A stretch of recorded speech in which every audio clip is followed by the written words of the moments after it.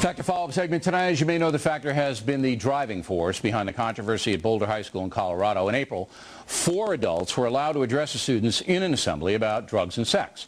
All the panelists were far-left individuals, and they encouraged illegal drug use and indiscriminate sexual activity. Now, finally, school principal Bud Jenkins has apologized, finally, for this insane display. Joining us now from Denver with reaction, 2 Boulder High School students, Jesse Lang, a 16-year-old junior, and Andrew Wishner, a 15-year-old sophomore. Andrew, we'll begin with you. The apology yesterday, what do you think about it? What do your friends think about it? Well, I think it's well-deserved for us. I mean, we've waited long enough after all the times that they've said that it was inappropriate. Now it's a little late. I mean, I think he's only doing it so he can save his own skin. I mean, he doesn't want to tarnish the reputation of the school, so now he's just giving the people what they want. All right, well, the school's reputation is already tarnished. Now, is opinion divided, Andrew, in the school? Because I know that Jesse didn't see anything wrong with it, and we'll get to him in a moment, but is opinion divided, or which way is it going among the students?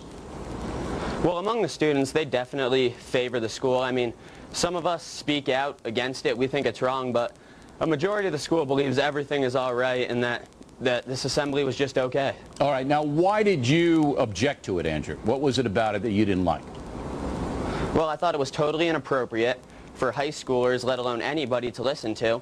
And they just let people with no professional training, a playwright from Los Angeles, tell us his own personal sexual exploits that nobody wants to hear. All right. Now, Jesse, you see it differently, right? Yeah. Go ahead. Well, I see it very differently, Bill. First, it was really educational. They had a lot of good real-world advice.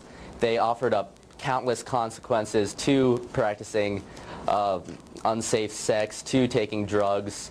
And I really don't think that if you went to the conference and you heard the stuff, there was that much objectionable material. I don't know. I read all the transcripts, and I thought it was inappropriate. I agree with Andrew. But what did you learn from it, Jesse? What would you... Give me the big thing you learned from that conference. Go. Well, I think it was good to learn that adults can be very honest about these topics. They came out, they told us a lot of stuff about LSD, a lot of the negative stuff. Joel Becker said that a lot of his friends died from ecstasy, or from LSD, if I can read a quote. He said, "I lost a lot of friends. I had one friend who jumped out a third-story window. He thought he could fly." That's just one example. Okay, they weren't glamorizing drug use at all. The same man then said, if I had some ecstasy here, maybe I'd do it with you. Same guy. And ecstasy he didn't say that at all. I actually have the quote right here. He never said anything about doing ecstasy with any of the students. He was responding to a question about governmental use of LSD and how the military created LSD. No, he said, if I had some LSD, if I had some ecstasy, maybe I'd do it with you. I don't know who with you He didn't say with you. I have the exact quote right here. Read it. Okay, one sec. I have to get to the page. He said, even today there are psychiatrists who will do sessions under the influence of ecstasy. If I had some, maybe I'd do it with somebody, but I don't, you know. I haven't tried it, but there are people that do it. There you go. It was a joke, perhaps in poor taste, and he never said...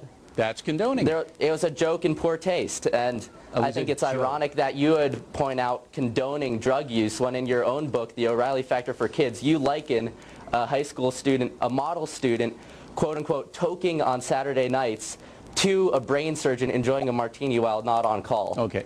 You took it totally out of context. Look, I know what you pinheads did. I didn't. I can read the exact quote. I can read the whole paragraph if you want. No. You don't have to read It's on page 67. I never encouraged anybody to take drugs in O'Reilly Factor for Kids. If you read the book, you'd know that. And they never encouraged us to take drugs either. It's a very anti-drug book. And this is totally dishonest, and don't get into doing this.